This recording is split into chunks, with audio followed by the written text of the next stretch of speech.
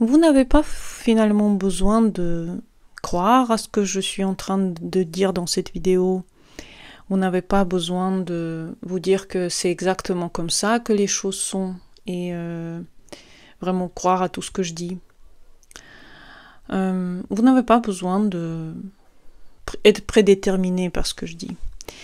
Mais moi, je voulais partager avec vous cette image que j'aime beaucoup de la vie et cette image qui m'aide aussi moi à vivre pleinement. Ça aide tous les gens d'ailleurs, ça peut aider tous les gens qui vont vers des signes d'eau parce que ça les libérera d'un certain poids. Je dis pas que cette vidéo c'est que pour les gens qui ont le nœud nord ou dans la maison d'eau, mais ça peut aider. Je pense que ça concerne n'importe quelle personne. Mais dès le début de cette vidéo, je veux dire que si vous ne partagez pas du tout cette vision, c'est tout à fait normal. Chacun a le droit d'avoir sa vision et sa façon de voir cette vie. Ça, c'est juste ma vision des choses et j'adore cette vision-là. Je pense que chacun trouve dans chaque vision de la vie quelque chose qui va le rassurer. Et moi, ça me rassure énormément de penser qu'on n'a pas de libre arbitre ou il est très très très réduit.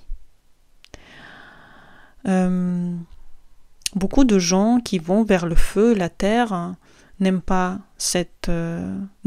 pas cette vidéo et c'est normal. Et d'ailleurs, si vous allez vers le feu, la terre, peut-être que cette vidéo, elle sera pour vous un peu douloureuse parce que vous voulez décider. Votre vie, vous êtes venu pour décider des choses, vous êtes venu pour apprendre de décider les choses. Et votre illusion, c'est de rester dans cette décision. Et c'est bien. Et rien ni personne ne peut vous enlever le fait que vous décidez si vous voulez quelque chose. Mais si on enlève un petit peu les masques, et si on regarde tous les scientifiques qui parlent de la physique quantique, qui parlent... Einstein, par exemple, disait aussi des choses en lien avec cela. Les choses de la relativité en général. Tout est déjà écrit, n'est-ce pas? Tout est déjà programmé. Notre cerveau sait les choses avant qu'on le fasse. Ils connaissent comment on va réagir. Il y a plein de tests qui ont été faits. Vous pouvez googler combien de tests ont été faits par les scientifiques pour savoir est-ce que notre cerveau a déjà en lui la réponse, comme les chats, comme les animaux. On sait déjà ce qu'on va faire en avance. Ça vient au conscient après. Le conscient après, c'est oui, il faut que je fasse ça. Mais l'inconscient sait très bien que vous allez le faire et c'est très bien vers quoi vous poussez. Alors, est-ce que c'est le moi supérieur qui nous guide? Est-ce que c'est quelque chose de plus puissant que cela? Tout est possible. Ça peut être le moi supérieur. Moi, j'aime bien penser au fait que il y a quelque chose de plus grand que moi. Et c'est moi. C'est moi qui, un petit peu, m'indique ma propre route, me donne ce chemin dans un éternel présent. Moi, j'aime bien penser au fait qu'on est dans un éternel présent. Il n'y a pas de passé, il n'y a pas de futur. On vit chaque jour le présent. Le passé existe seulement parce qu'on a une mémoire. Et le futur existe seulement parce qu'on a tendance à penser au futur. Mais si on vivait le moment présent, et si on vivait plus le moment présent, on pourrait vraiment être heureux. Tellement de livres ont été faits sur ça, sur le fait que plus tu vis le moment présent, plus tu vis vraiment ce que tu vis en ce moment, c'est le meilleur des choses qui te soient arrivées. Et c'est aussi ce que tu t'es autorisé à avoir, puisque on est un petit peu dirigé aussi par notre inconscient, par notre passé. Il n'y a pas de distinction entre passé, présent et futur. C'est une illusion dans laquelle nous vivons et qui nous donne ce sentiment qu'on peut faire quelque chose en fait, qu'on peut arriver à quelque chose.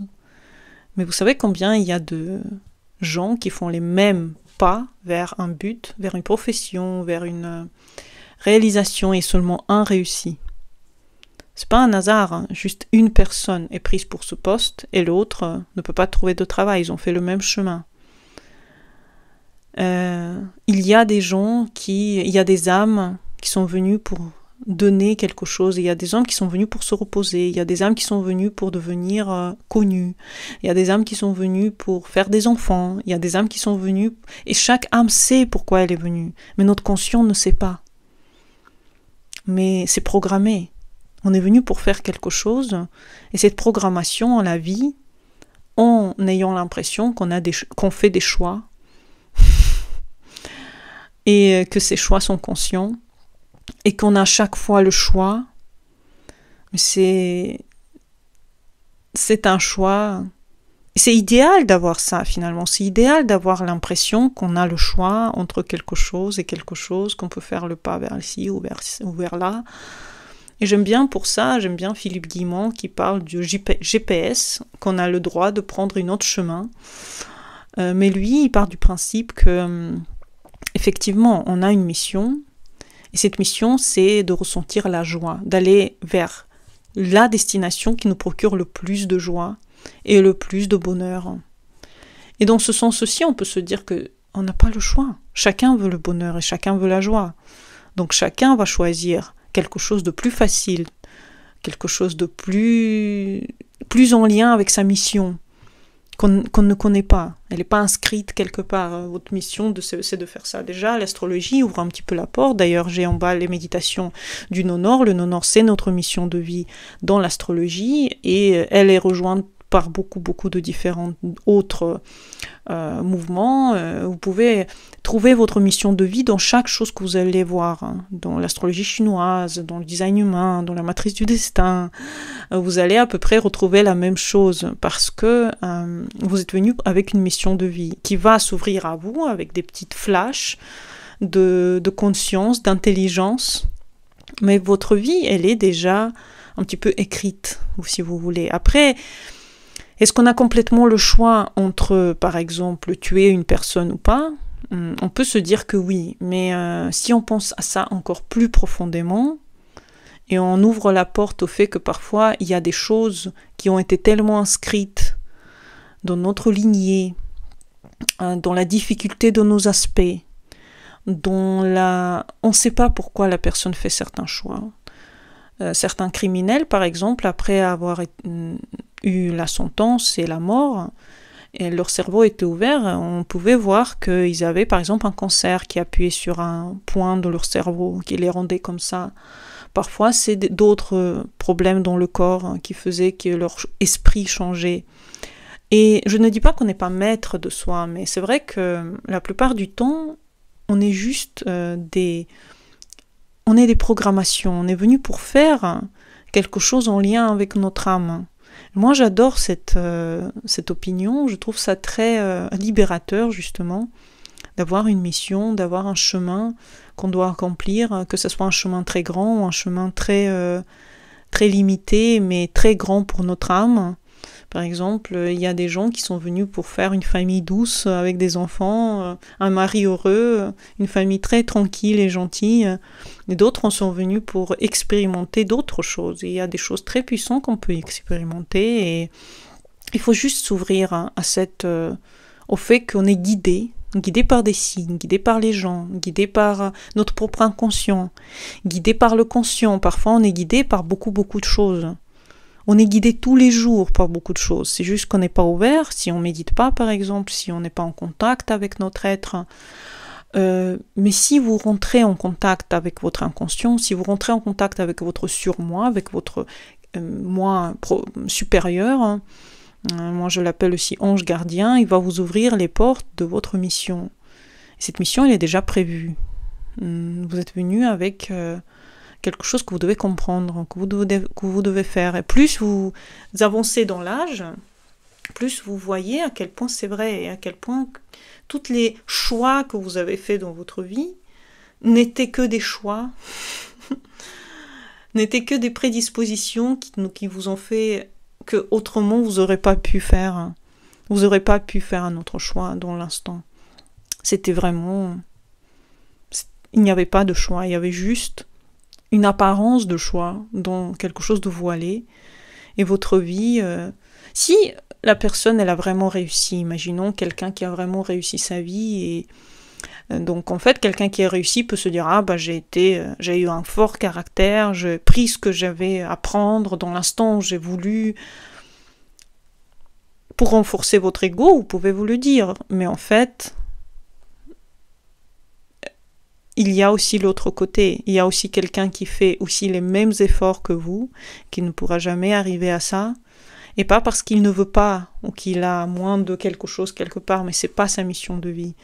Il ne pourra pas le faire. Et peu importe les choix qu'il va faire, les choix, lui, il est venu pour apprendre à son âme autre chose. Il est venu pour donner à son âme une autre nourriture, quelque chose où il va réussir. Donc finalement, quand vous réussissez, quand vous sentez la joie dans votre réussite, ça c'est votre chemin. Et ça, c'est ce qui va vous rendre le plus heureux. Mais parfois, bien sûr, que, par exemple, votre famille, si elle avait mis sur vous des envies et des intentions, bien entendu, vous pouvez ressentir que si vous faites quelque chose contre votre famille, ça va créer des tensions, vous n'avez pas envie, il y a une résistance en fait qui se fait entre vous et votre chemin de vie. Et c'est là où vous pouvez vous dire, j'ai fait le bon choix d'aller vers moi. Bon, après, heureusement, il y a des gens qui n'arrivent pas à faire ce choix d'aller vers eux. Parce que leur but de vie, c'est un autre but de vie. C'est peut-être un but de vie de purifier leur âme par des choses qu'ils doivent faire, qui vont un petit peu contre leur but de vie, entre guillemets, ou alors contre... Mais le but de vie, finalement, devient aussi le but de vie, malgré le fait qu'il n'est pas exactement ce que la personne voulait au début. On peut voir ça dans la relativité. Regardez les vidéos d'Einstein, la théorie du bloc univers, comme une carte complète. L'univers est comme une carte complète aussi, dans lequel tout existe en même temps. Et on peut le suivre comme une ligne. On peut aussi sentir cette présence éternelle dans les sciences qu'on peut apprendre. Seul l'instant existe. Et chaque instant, dans cet instant, on choisit seulement nous-mêmes. On choisit notre être à chaque fois. Entre guillemets, on choisit. Mais on suit en fait une ligne qui a été notée quelque part. Et cette ligne, elle est belle si on l'accepte en fait. Si on l'accepte pas, c'est autre chose. Le truc, c'est que notre cerveau prend la décision avant nous. Il y a beaucoup de sciences qui ont prouvé ça. Le cerveau, il prend la décision avant nous. Parce que notre inconscient dirige notre vie. 95% de notre cerveau, c'est l'inconscient. 5% seulement, c'est notre décision consciente, entre guillemets. Notre décision consciente, c'est pas une décision, c'est quelque chose qui a été déjà maintes fois pensé par notre inconscient. Nous, on est seulement là pour exécuter ce que notre inconscient veut pour nous, finalement. Et nous, on peut être conditionné par beaucoup de choses. On est conditionné par notre famille, notre culture, notre pays, notre société, nos gènes, les gènes qu'on reçoit de notre parents, mais aussi de tous les gens qui nous ont précédés.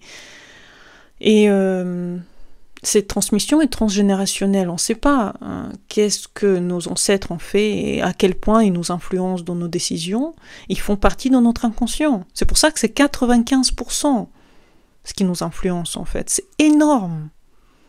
Et qu'est-ce qu'il y a dedans ? C'est énorme le poids d'influence en fait de notre cerveau inconscient sur notre vie. C'est comme si on voyait un tout petit bout de quelque chose dans une assiette et on pense que l'assiette elle est vide alors qu'il y a juste un petit truc, il est conscient et toute l'assiette elle est blanche, on pense qu'elle est vide mais ça c'est tout l'inconscient qu'on voit pas.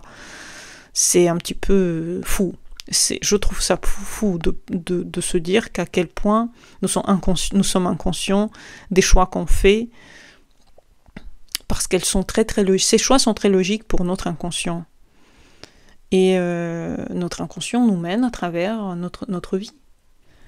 Il nous mène, et c'est pour ça que c'est si important de le programmer aussi à des bonnes choses. C'est pour ça toutes ces méditations que je fais en bas de cette vidéo, toutes ces choses auxquelles à chaque fois je parle que votre inconscient, c'est votre ami, il faut être en contact avec votre inconscient.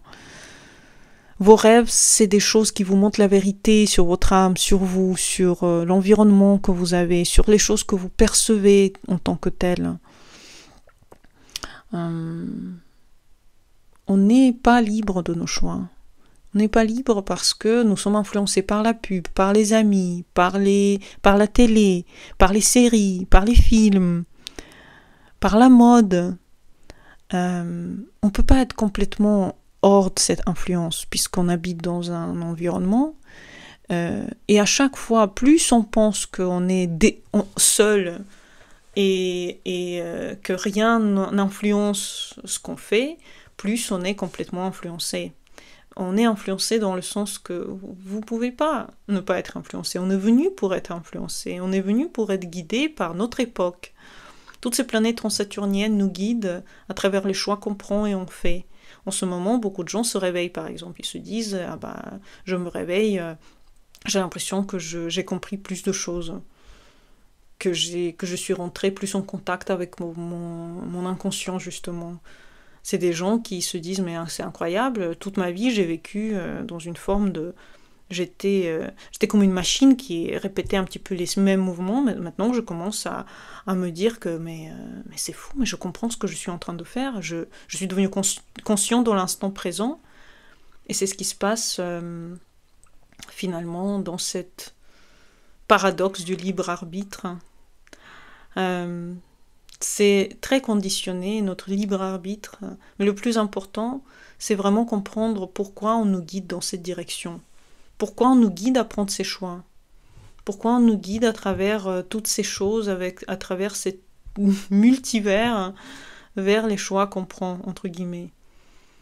Et quand on est conscient de notre but de vie, quand on a été à ma consultation astrologique, dans laquelle je vous ai donné vraiment votre but de vie, etc., je vous ai dit comment et pourquoi, etc., etc., vous voyez que vos choix deviennent conscients. Même si ce n'est pas vraiment des choix, mais vous pouvez vraiment savoir que oui, j'adore ce que je fais parce qu'à chaque fois je suis connectée à moi. Chaque fois que je suis connectée à mon moi supérieur, je sais ce que mon moi supérieur veut de moi. Je suis en train de le faire, je suis en train d'exécuter le but pour lequel je suis venue ici. Et c'est ça qui est beau. Dites en commentaire ce que vous en pensez, mais vraiment, si vous ne partagez pas cet avis, c'est bien aussi. Chacun il a le droit de penser comme il veut et s'exprimer sur le sujet. Pensez que on est quelque part en couple avec notre surmoi, avec le moi supérieur qui nous guide, qui nous donne en fait les choix qu'on prend. C'est lui qui les influence. Il nous guide à travers cette vie, c'est beau. Je trouve ça... c'est pas que ça enlève la responsabilité, mais ça détend. Ça détend beaucoup. Et vous êtes au bon endroit, au bon moment. Vous faites la bonne chose. Vous avez choisi en fonction de votre envie de réussir dans cette vie, donc de laquelle vous voulez réussir. Et un petit peu se mettre comme pas celui qui dirige, mais celui qui est dans la voiture comme un passager. Je pense que c'est la plus belle image de cette vie. On est le passager, et le fait d'accepter notre vie, accepter ce qu'elle nous propose, accepter qu'on ne peut pas trop changer ou influencer les choses, c'est la plus belle des choses aussi. J'espère que vous avez aimé cette vidéo. À bientôt pour les nouvelles. Bonne journée à vous. Au revoir.